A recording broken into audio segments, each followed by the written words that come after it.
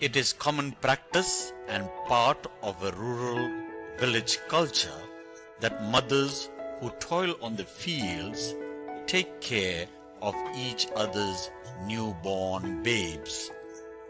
While some tilled the soil, the others would pick the frail and crying babies who suckled from their weary breasts. Through the milk that quenched the thirst and hunger of the babies flowed the blood, sweat and tears, the story of oppression and struggle that passed not only to the babe in the mother's bosom, but to the succeeding generations. It is in this hapless state that Mother India, holding her baby in her arms, says to Mama Africa in a voice and tone that only one mother speak to another. Weighed down by this terrible agony of poverty, I place my baby in your arms. May this child grow and be nurtured on your earth. In this newfound home, may he learn to love his brothers, to play with them, sing his song, dance his dance, and tell his stories, both old and new. May he grow and prosper, and never forget the mother that was once his own, a mother who, weighed down by her anguish, was forced to abandon a part of her very own soul. Farewell, my child. May the new horizon you travel to bring you new joy and hope. May you prosper and be blessed always.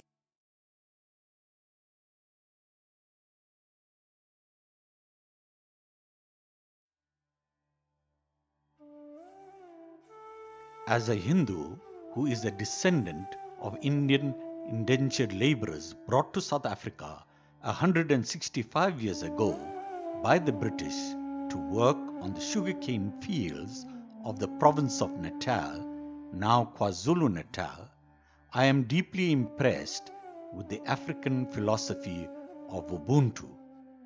My family subscribed to the principles of the Arya Samaj, a reform movement that actively engaged in opposing the caste system, blind faith, and superstition as being extraneous to the original humanism that is expounded in the Vedas, the oldest extant literature of the Hindus. I find an inspirational resonance in the quest of the Arya Samaj to return to the roots of a universal humanity with that of Africa to redefine itself on its own terms according to a philosophy that is the very soul of Africa. Very much like India, Africa was subject to centuries of invasion where its people and its belief systems were sold into slavery by masters who saw it expedient to justify such a slavery by describing the natives of these lands as primitive, uncivilized, and uncultured beasts whose souls had to be saved. This took the form of conversions, which was presented as the saving grace of these pagans and heathens. It was not in the interests of such evangelistic crusades to extol the virtues of Ubuntu or a Hindu universalism because it ran against the design of colonialism. Converted natives would serve as more loyal subjects of an imperial master. Just as the Arya Samaj engaged rigorously in decolonizing Indological and Oriental perceptions and interpretations by Western scholars, a similar trend can be seen in Africa, where African scholars are redefining the value systems as beliefs inherent in the worldviews of an indigenous native of Africa rather than views imposed by scholars who are outsiders to these traditions. It is imperative then to study the meaning of Ubuntu since it encapsulates everything African. The word Ubuntu is an Nguni Bantu term meaning humanity. It is often translated as I am because we are, or humanity towards others. But it is often used in a more philosophical sense to mean the belief in a universal bond of sharing that which connects all of humanity. Ubuntu in African philosophy also embraces the quality of being human. Ubuntu can be seen and felt in the spirit of a willing participation, unquestioning cooperation, warmth, openness, and personal dignity demonstrated by the indigenous African population. There are three moral values crucial to Ubuntu. Listed in social order, they are respect for human dignity, compassion, and justice. Of particular importance is the value of respect for human dignity as an intrinsic element of Ubuntu ethics. The Zulus say, Umuntu, Ungumbuntu, Ungabantu, which means that a person is a person through other persons. We affirm our humanity when we acknowledge that of others. The South African Nobel laureate Archbishop Desmond Tutu describes Ubuntu as the essence of being human. The Bantu languages are fairly closely related and have a unique feature in the harmonic concord. Indo-European languages and others too usually show gender difference, number that is singular or plural, and agreement by means of suffixes. Bantu languages use prefixes and the harmonic concord. In almost all the Bantu languages, the root word for person or people is Ntu. Example, in Xhosa, a person is Umuntu, persons or people is Abantu. Colonialism and British imperialism both spread the belief that the natives of India and Africa were pagans and heathens, savages who worshipped devils and ancestors, practiced primitive rituals and needed to be saved.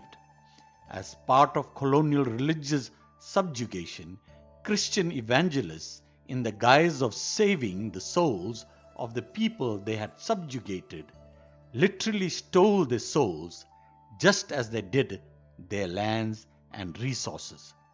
They built schools through which they indoctrinated the locals by presenting a modern civilized Christian way of life, which would save them from their barbaric ways and make them good Christians loyal to the colonial master.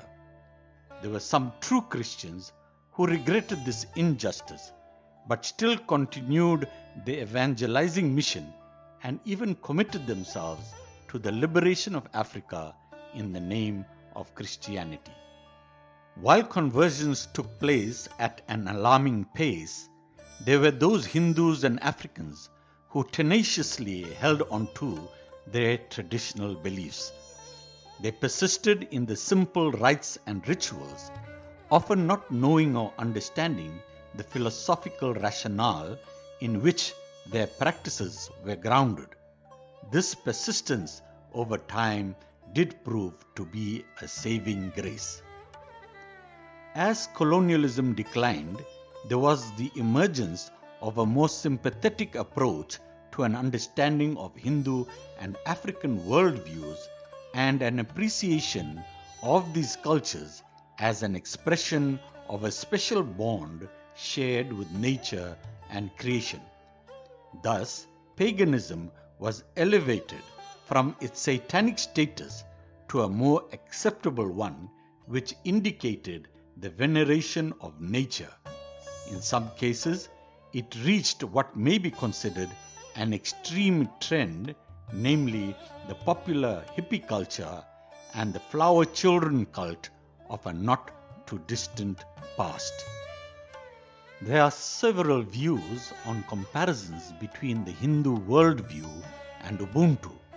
Some African scholars argue that, based on the anthropological view of Africa being the cradle of evolution, the earliest view on religion and matters of the spirit logically lies in the initial speculations as presented in African thought. While it is very tempting to venture into a discussion on this issue, the premise for the view presented by these scholars is a very contentious one. It is based on the theory of evolution, which has serious racial connotations. Most African scholars prefer the name African religion for the belief systems that have their origins in the continent of Africa. In a book titled Afro-Hindu Cultural Affinity, published in Nagpur, India, credit is given to the World Hindu Conference held in Durban in July 1995 for the kindling of a renewed interest in this comparative study. The Center for Afro-Hindu Studies in Nagpur was a direct result of the World Hindu Conference. Similar centers exist at Mumbai and other universities. Thanks to modern technology, one can gain access to papers and publications on the subject. An important assertion arising out of these studies is that both the African and Hindu had to live in servitude for thousands of years, and their minds still, to a large extent, remain colonized. It therefore is imperative to decolonize the mind, to peel off the layers of interpretations that have been imposed on it, either through misunderstandings or deliberate distortions based on evangelical and other vested interests.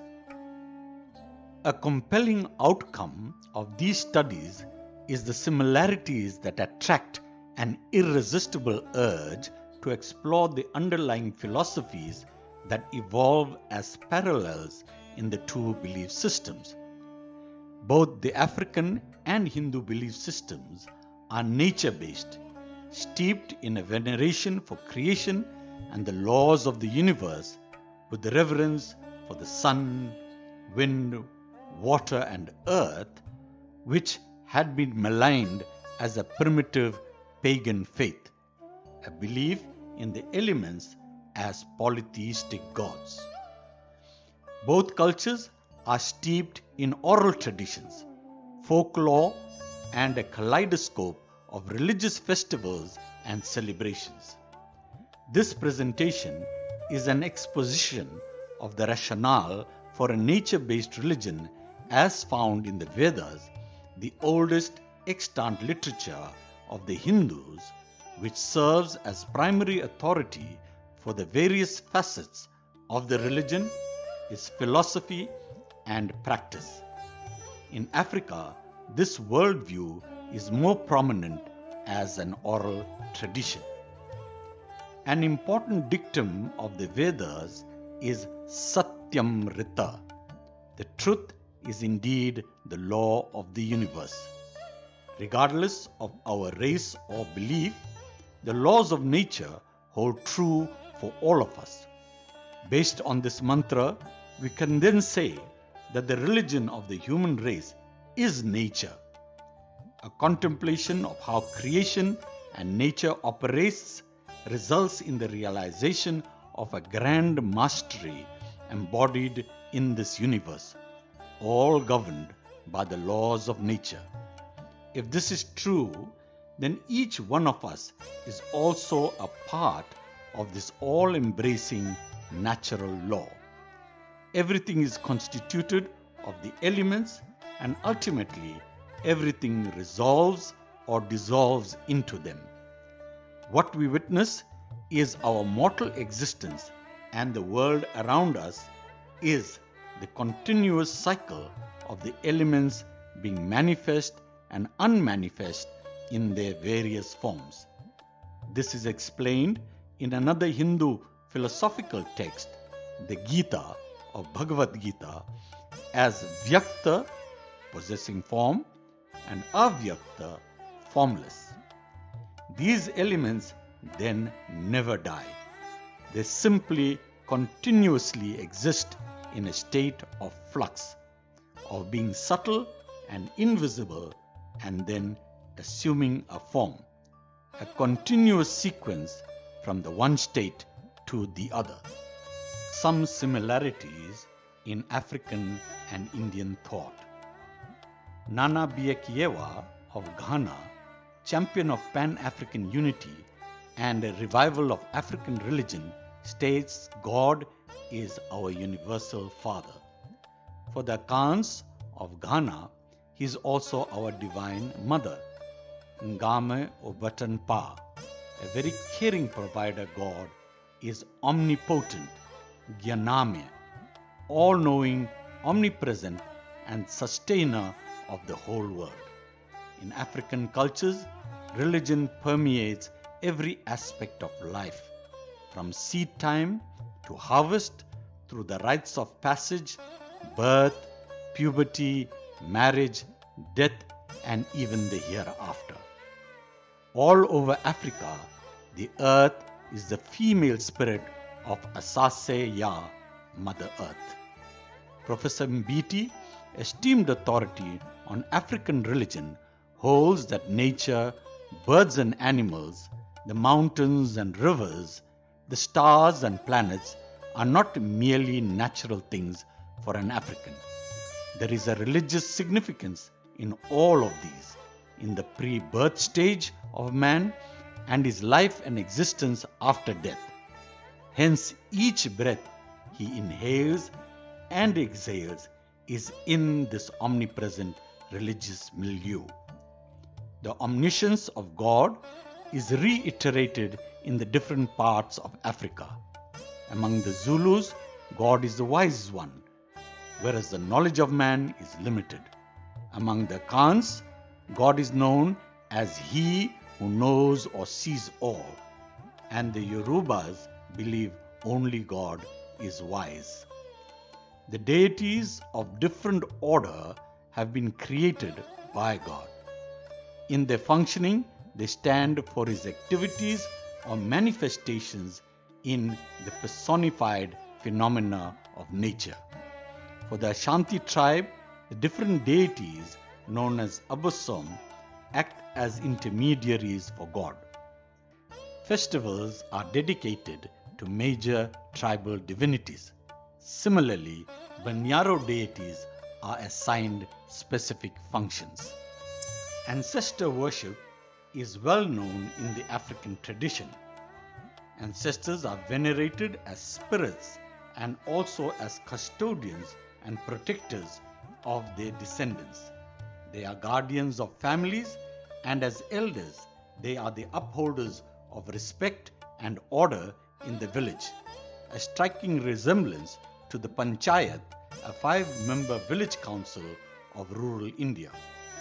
Similarly, in marriages, there are folk songs that are sung to the extent that in both Indian and African wedding songs, the brides and grooms' parties taunt and tease each other.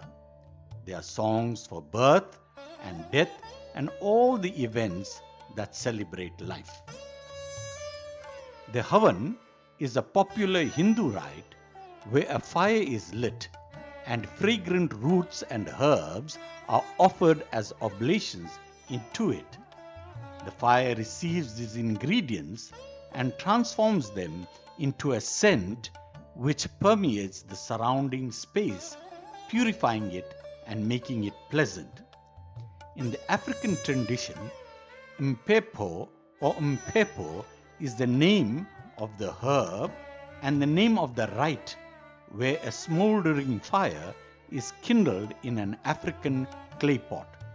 The fragrance that emanates is pleasing to the ancestors because of the act of purification. The lighting of incense is part of Indian and African practice, and such rites are popular among many world cultures. These need to be identified and promoted as rituals aimed at a reverence for nature and living in harmony with the elements by actively engaging in such acts of purification. It is interesting to note that the word ritual derives from the Sanskrit ritu, meaning seasons, and rites from rita, the laws of the universe. These rituals and rites are thus an acknowledgement of the universal laws of nature. These rites and rituals play out this order of the universe as an act of submission and faith. Let us look at the terms Ubuntu in the African languages and compare it with Bandhu in Sanskrit. This presentation makes no claim of offering any expert definition of Ubuntu. It merely offers that if both the cultures are nature-based, then an understanding of nature as a philosophy and way of life, as expressed in the Vedas, can help facilitate such a comparative study. The word Ubuntu has a similar Sanskrit concept called Bandhu, meaning friend. It is from this Sanskrit root that we derive the English words bond, bind, and bonding. In the Vedas, the supreme being is Bandhu, the one we share a bond with, the one who creates and sustains us. During ceremonies and festivals, a thread is used to mark this bond that we tie ourselves to.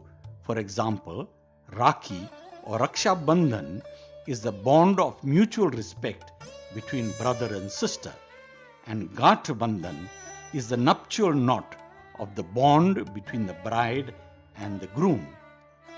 Bandhu marks the relationship of family of one human being with another, the acknowledgement of an inherent bond that marks our existence. This bond has much in common with the African human values of Ubuntu and the grammatical connotations of Bantu, Amabantu, Abantu, and Umuntu. Very much like Coolie, referred to in the case of Indians, Bantu was also used as a derogatory label for Africans.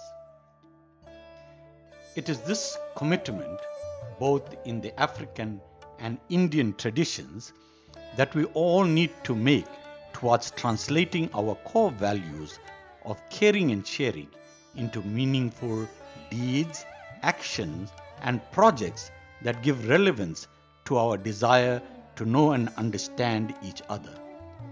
There are several projects in South Africa, like the Aryan Benevolent Home, which caters for 800 orphans, aged, and homeless. The Narayan Jeevan Vedic Center, which provides primary health care for some 35,000 informal dwellers in Kenville, and Project Tripti, the quenching of thirst as the sinking of boreholes to help provide water for rural schools and communities. The building of schools, primary health care clinics are all successful programs which, besides providing a purely humanitarian service, also promote race relations and social cohesion. In many countries, politicians and other unscrupulous leaders find it convenient to play the race card to attract votes from gullible followers. It is a sad reflection on humanity that after all the love that religion preaches, we so easily fall prey to our inner fears and insecurities based on race. This conference, it is hoped, will change our mindsets and take us to new horizons of sharing the ancient wisdom of our cultures and emerging as a new humanity that cares for the earth, for our families, for our future generations, and the realization that without nature we just cannot enjoy any life, dignity, love, or respect. All of these are sustained and nurtured on the fundamental principle of a mutual coexistence.